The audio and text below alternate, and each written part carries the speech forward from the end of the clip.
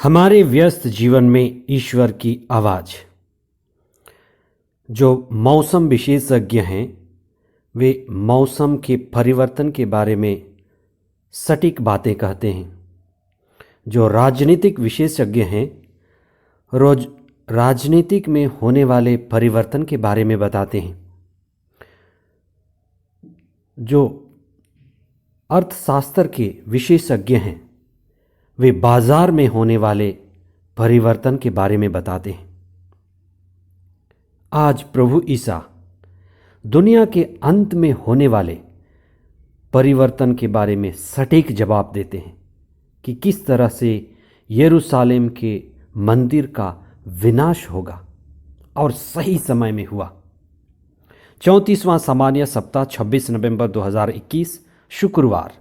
पहला पाठ नबी दानियल का ग्रंथ अध्याय 7 पद संख्याएं 2 से 14 तक और संत लूकस का सुसमाचार अध्याय 21 पद संख्याएं 29 से 33 तक।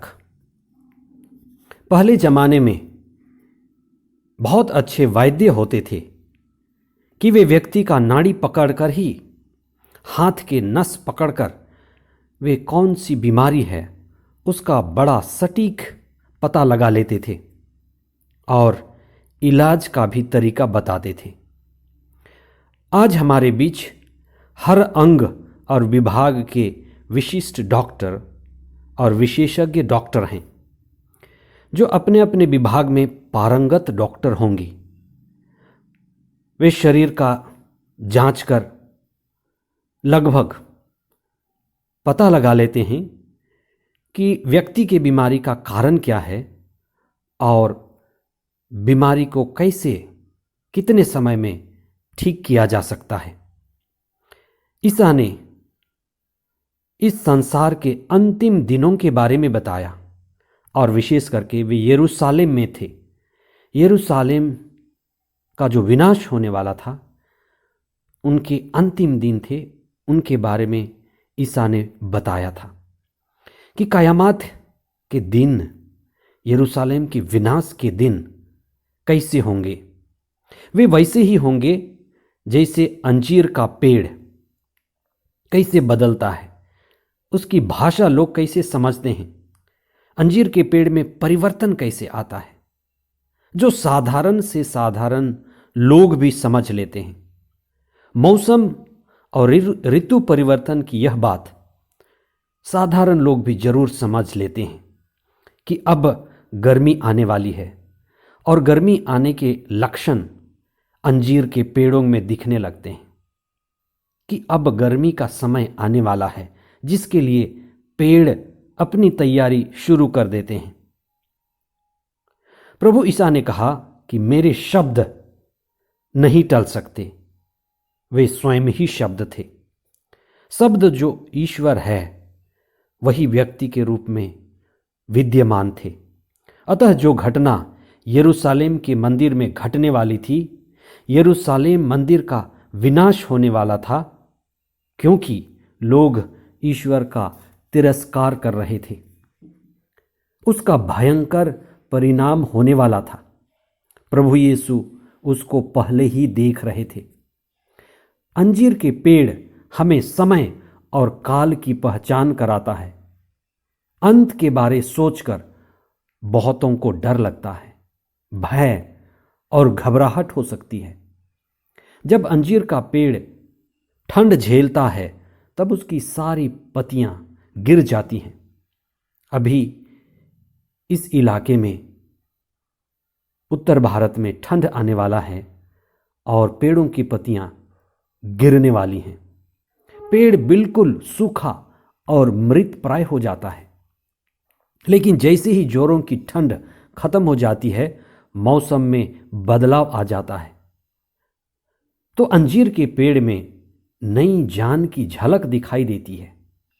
पेड़ के अंदर की शक्ति, पेड़ के अंदर की ऊर्जा पेड़ों को कोपलों और शाखाओं में झलक देखने के लिए मिलती है। वास्तव में यह एक नई आशा और जीवन के नएपन की शुरुआत है। हम प्रभु यीशु के शब्दों पर चिंतन करें जिन्होंने कहा, तुम्हें इस दुनिया में क्लेश उठाना पड़ेगा, लेकिन याद रखो मैंने संसार पर विजयी पाई है।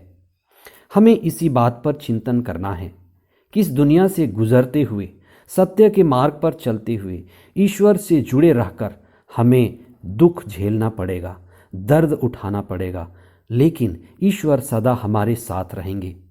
हमें ईश्वर के वचनों पर दृढ़ होकर संसार पर विजय प्राप्त करना है। इसके लिए हम विशेष प्रार्थना करें। आज का पहला पाठ ईसा को मानव पुत्र, ईश्वर का धर्मी पुत्र के रूप में देखता है। दानियल का दिव्य दृश्य यह था कि ईसा संसार के अंत में सभी का न्याय करेंगे और न्याय करने के लिए इस दुनिया में आएंगे। सभी को उन्हीं के रास्ते से होकर गुजरना पड़ेगा। इसलिए हम जो हैं, जो हम कर रहे हैं, वे ईमानदारी से करें, क्योंकि हमें अपने सब कुछ का लेखा देना पड़ेगा। हमें ज़रूरत है कि हम प्रार्थना पूर्वक जीवन बिताएं, विश्वास में आगे बढ़ें और ईश्वर पर दृढ़ संकल्प करते हुए अपने इस जीवन को समर्पित करें। हमारे अंदर भक्ति भावना बढ़े और हम समर्पण के द्वारा ईश्वर के साथ जुड़े रहें। ईश्वर जो आदि हैं, अंत हैं, अल्फा हैं, ओमेगा हैं, वे सदा हमारे साथ हैं। इसलिए आइए हम उनके दिव्य वचनों को पढ़ें, प्रार्थनामय जीवन बिताएं और प्रभु के प्रकाश द्वारा अपने जीवन को आलोकित करें। प्रभु यीशु ने यरूशलेम के मंदिर में विशेष करके अपने शिष्यों को और सभी लोगों को बताया कि अंतिम दिन कठिनाई के दिन होंगे, दर्द भरे दिन होंगे, इसलिए तुम उसके लिए पहले ही प्रार्थना कर तैयार रहो। बहुत सारी परीक्षाएं, विपत्तियां, तकलीफ़ें आती हैं और उस समय के लिए हमें पहले ही प्रार्थना कर अपने जीवन को तैयार रखना है, जिससे जब हमें शक्ति की ज़रूरत हो, ईश्वर की कृपा की ज़रूरत हो, तो सही समय में हमें कृपा मिले। इसलिए आइए हम प्रार्थना करें। हे प्रभु, हमारे जीवन को, हमारे परिवार के लोगों को और जिनके बीच हम रहते हैं, हमें प्रार्थना करना सिखाइए, जिससे हम आने वाले संकट, दुख, तकलीफ और परेशानियों के लिए तैयार रहें। हमें तेरी दया, करुणा और याचना की विशेष ज़रूरत है। हम सदा तेरी कृपा से तैयार रहें। हम इस जीवन की क्षणभंगुरता को जानें और जीवन में होने वाले सभी परिवर्तन, शारीरिक परिवर्तन, सांसारिक परिवर्तन और यहाँ तक कि हमारे इस दुनिया से जाने के लिए भी हम अपने आप को तैयार करें। कठिन समय में आप सदा हमारे साथ रहिए और हमें कृपा दीजिए। ये प्रार्थना हम करते हैं हमारे प्रभु ख्रीस्त के द्वारा। आमीन।